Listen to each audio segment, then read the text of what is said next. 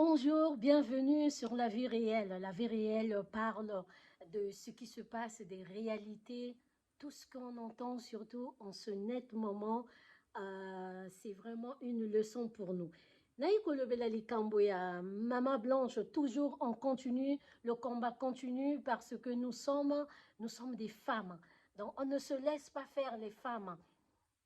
Nous, c'est nous qui mettons les hommes au monde. Ceux qui m'ont qui les ont coexisté, ils apprennent biso basi. Kapepula, ceux qui kapepula, hein? Boyoki audio ya maman blanche, hein? Ceux qui kapepula. Yo moto lingaka ceux qui maman blanche te. Kapepula eza yo moto ozo ki maman blanche kuna na Turquie. Maintenant, oyakaki koloba na chaîne ya Liz Manzambi que yo oyebi Esther T. Mais dans les années, je sais pas, 2017 ou 2019, vidéo moko ebimi na photo ebimi. Oyebi Esther wana depuis kala. Et puis bino bana nzambe. Bango ba milobi biso toza ba pasteur. Bobengi bango ba oin de Dieu. Bobengi bango ba homme de Dieu. Yebisa ngai. Yo nane. Yo homme de Satan. Yo oin de Satan. Yaya na ngai. Jusqu'à quand? Photo yango oyo. Bota la photo oyo.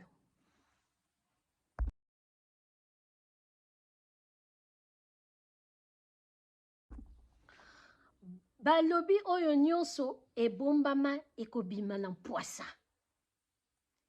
Moi, j'étais catholique. Maman protestante. Donc, biso bana ba misusu bakendaki epa papa ba misusu epa maman. Nga na ke catholique. Na sali connaissance na après la guerre de 97 na koyaka na témoignage wana bana nzambe. Na sali connaissance ya copine moko boye ye mutamemanga na église de réveil. Après la guerre de 97 na Congo Brazzaville. Bolimbisa lingala na ngai ya. Nga na koli na nga na Brazza. Maman moto aza moto moto a bandundu. Donc lingala na ngai eza un peu gauche-droite. Mais vous supportez ngai. Le plus important, eza un message oyo tozo véhiculé. Amemi ngai kuna. Botala même en ce net moment ba prédication ya Marcelo. Ngana koko vanda boyete na tala Marcelo. Sauf que tant tokende ke na ba YouTube et tout, au moni soit que moi dégâts moko ezo et salami et puis oke ko yoka nani oke ko tala moto ngwa le bakanini et tout. Ngai na yebi na wuti na ba église wana. Nazoko pointer du doigt te ba église. Nzambe moto ayebi nyoso. Nazoko juger te, mais Bible yango pe lobi, l'homme spirituel est juge de tout.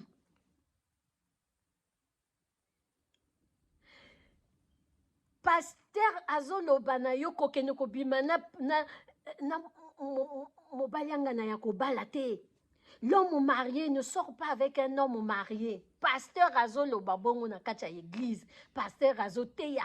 Et puis à côté, vous qui partez, vous sortez avec les hommes mariés. Bobi makana mibalianga na ya kobala te. Mateye ke mati bazoloba ba amen amen amen. Mais mokololo même pasteur wana yebisaka ngai. Sœur, je t'aime. Yaya. C'est parce que bah homme wana ba homme bo ralentir plutôt bo continuer bo lobby de Dieu. Nzambe kaka moto ayebi soki aza homme de Dieu ou pas. Mais yaya zala mayele. Zala mayele bazali bato lokola yo. Omoni ndenga yuko beta ba ndenge mikolo azolamuka bien. Mikolo pasteur Nabino azolamuka bien, Marcelo azolamuka bien. Moi sine azana mupandi, bana bazo souffrir. Maman azo souffrir, yazolala bien, mais maman wana ti lelo peut-être alala kanani kaka na mabele. Bo fongola miso. Bo fongola miso. Ezate pona bazo ya ko indexer bino te. Bo fongola miso. Libanda nzambe eza kufa, mais vanda. Et pas na yo. Fléchir les genoux. nakoyela bino na témoignage moko ya makasi parce que nga moko na wuchi kuna. Donc c'est comme si ceux qui pasteur oke kolobeni likambo te soko okele soit même na église te soko oza na problème soko obondeli c'est comme si nzambe akoyoka yo te nzambe akoyoka yo yaya na ngai nzambe akoyoka yo mpona nini oyebi mpona nini nzambe akoyoka parce que oza mwana nzambe sikoyo nyonso oyo ezolekana ti ekomi na ndenge ozolala ozolamuka oza koloba ngo epi bino bozoloba amen oubien bozoseka boyebi succès tant mosusu succès ekomisaka moto lokola mwa liboma moko boye parce que okomi komona on dirait ngai nasi na convaincre bato kapepula nazonga na kapepula yoka oyebaki mama Esther te kapepula bomoni même bino moko bozomona bavideo wana bino moko bozokoyeba kaka mais c'est comme si bozali donc ya batacha bino na bachaîne moko boye mais nzambe akokangola bino moto na jour na ye moto na mokolo na ye oyo eza kaka message tozo kovéhicule mais nzambe ntango akoya kotouche motema na yo moto te akoloba na yo bima ata biso tozoloba yeba esika ya kotia likolo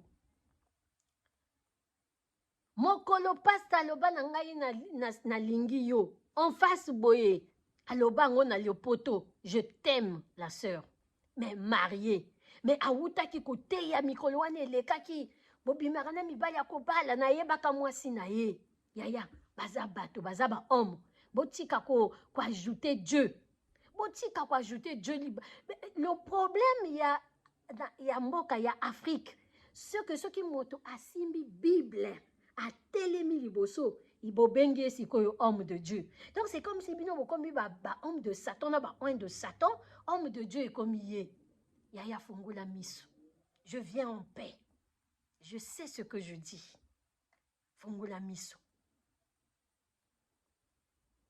nzambe akoki kopermettre makambo mpo na kangola bana na ye moto akoki kokufa mpo na bamisusu mpe bazwa lobiko parce que ye azomona oyo ezolekana na moi oyo ezolekana na butu ye azomona nzambe na biso amonaka oyo parfois biso tomonaka te mokili oyo yaya soyo bafongoli oyo miso makambo eza ebele nazoyela bino na témoignage ya makasi mokili oyo tozomona na moi boye ozomona oyo elekanaka na butu yaya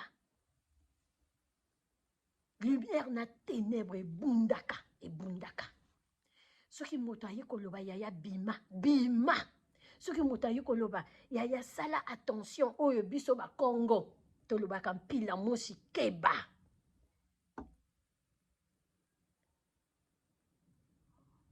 kapepula photo ezali ba image ezali bosali nini lelo oyo après une interrogation ekomi ebele les gens sont perdus histoire oyo ekomi lokola fait rentrer l'accusé oyo biso totalaka na poto awa fait rentrer l'accusé ekomi lokola émission ya les enquêtes impossibles ezwaka mpe parfois 6 mois 1 année 2 ans 4 ans 6 ans et puis bayi kokanga moto wana sikoyo boyoka botala boyoka video oyo nazotiela bino video moko boye botala video oyo qui a vu Blanche en dernière minute quittant la Belgique pour la Turquie. Elle en a jusqu'elle là. Elle n'en peut plus. Elle s'est crachée. Tout ce qu'elle fait, elle ne voit que Blanche. Quand elle s'endort, elle voit l'image de Blanche. Donc, elle n'arrive plus à tenir. Et la personne dit que non, j'en peux plus. Je ne peux pas garder ces secrets. Déjà que tout ce qui est un secret, c'est un mystère. Et tout ce qui est mystère pèse. Mais c'est quel genre de secret que tu gardes? C'est quel genre de secret? Je vais d'abord retourner au calendrier, ouais. Nous sommes là, juin 2024. Donc, cette opération-là s'est déroulée du 8 au 11 juin. Parce que la fête était le 7.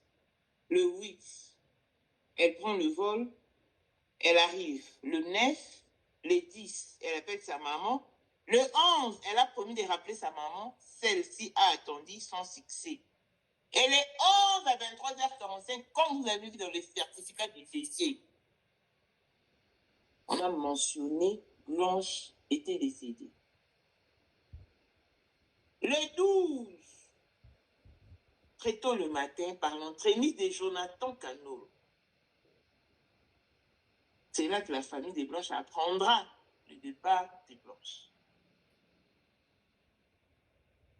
Alors que la famille était encore en train de pleurer, ils ont perçu un coup de fil. L'heure de Monoté s'apprêtait aux alentours de 15h pour descendre à l'aéroport car le dépouille mortel va atterrir la nuit.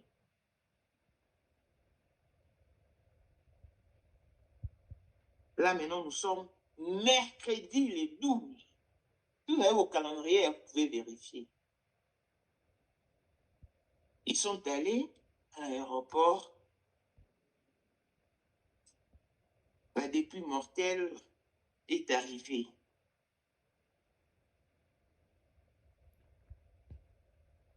À la vue des enfants,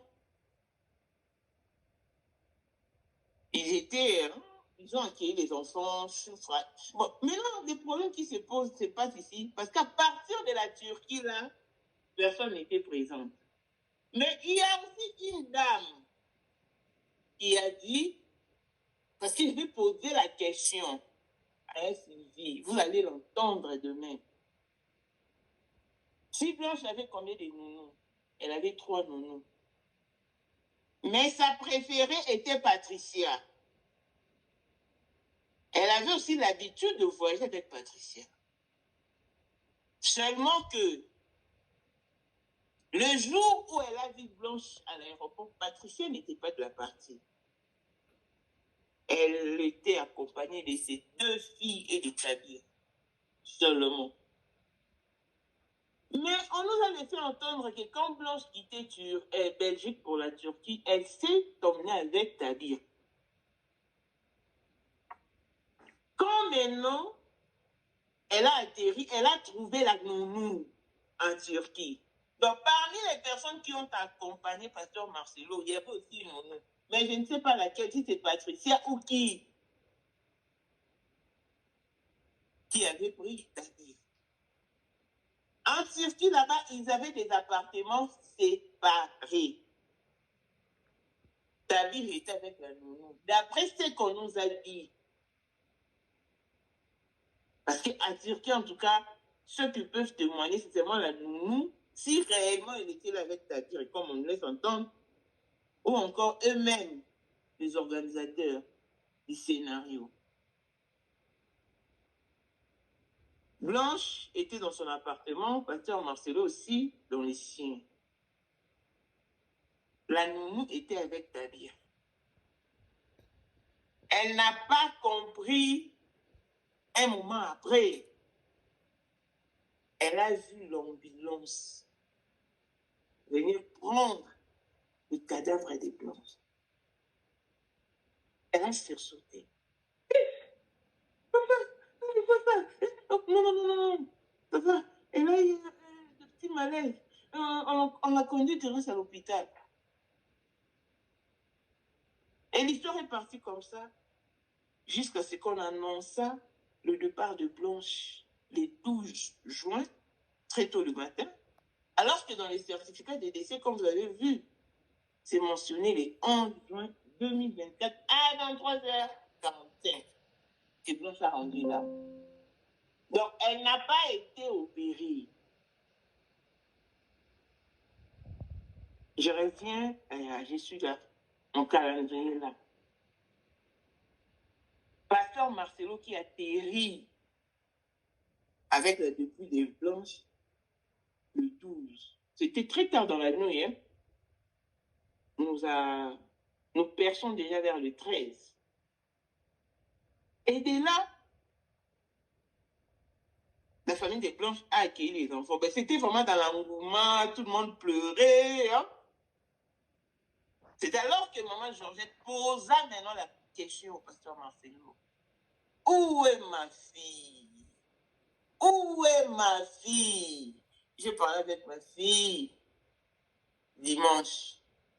Où est ma fille? Non, j'ai parlé avec ma fille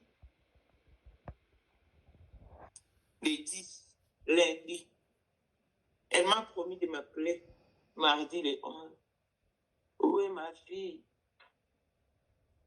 La famille des Blanches n'avait pas pleuré et la famille de pasteur Marcelo a seulement accueilli pasteur Marcelo. Ils ont pris Tadir et puis ils sont partis dans leur appartement là-bas en file. Quand la famille des Blanches est arrivée,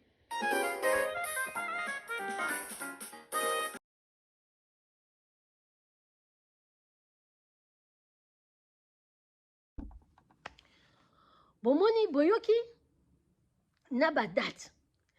Donc embrouillement total. Mais en même temps, Nzambe asa nzamba bolingo. Mais le diable asa vraiment menteur. Le diable asa menteur. C'est-à-dire diable a koki kopesa yo. Mais azo pesa le sous na ba condition que il faut que ne koloba boy. Il faut ocha image oyo. Il faut parce que yepe azana ba adepte na ye. Yepe alingi ba kumbisa ye parce que biso tango to kumbisa kanzambe yawe tozo belela ye. Tozo bimana ba biblia. Tozo tanga ba biblia. Donc yepe azana ba signe na ye, je vais pas vous apprendre des choses. Boyebi. Donc ye azuluka bato na ye. Nzambe pe na bana na ye, bana nzambe alingi te bo tombe na libulu. Ozomona bandeko na ngai. Nakoloba vraiment mingi te parce que nazo sala ba émission mosusu. Sikoyo na tiki bino boyoka loyembo oyo bamboko na biso ezoko beba likolo ezate likolo ya ba église ezan peut-être problème te mais boyo bazo kamba bazo bebisa. Boyo bazo kamba bango moto bazo bebisa. Nazo tikela bino, nazo tiela bino loyembo oyo. Ba futilité, ba kokanga bato. Mais les bonnes choses, ils ont que se résoudre te. Justice à mokili soki beti poto ndenge na solo baka valeur nyonso. Justice à nzambe ko beta poto te. Merci bo balandi ngai. Bolimbisa lingala na ngai na koli na braza.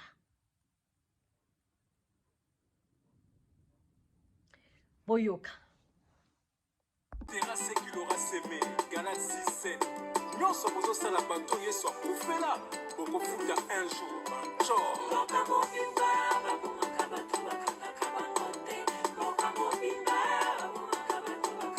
Oh, bango nyonso, ba politicien, bango nyonso ba politicien, ba pasteur, ba chanteur, zamba ko juger bino na mabe bozo sala na mboka.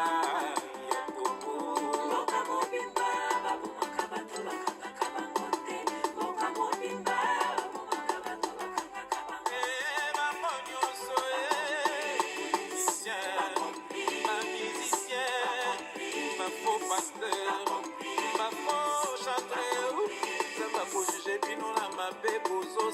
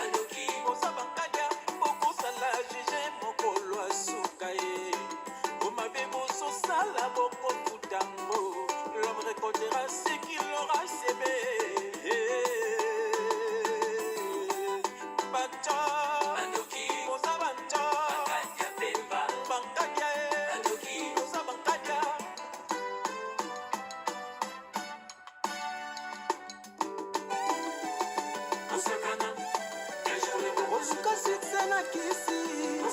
A pasteur. Les esprits dans l'évangile. Oh, la bazembi.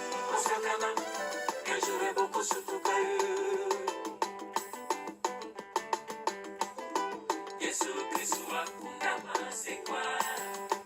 Boboye Yesu boponi barabase. Yesu Kristu akunda masekwa. Bino boboye Yesu boponi barabase. Yesu ne nzambe, nzambe Yesu. Yesu ne nzambe, nzambe Yesu. Okonzi, tabakoti. Osakana, yejure boko sotoka. Osakana, yejure boko sotoka. Osakana, yejure boko sotoka.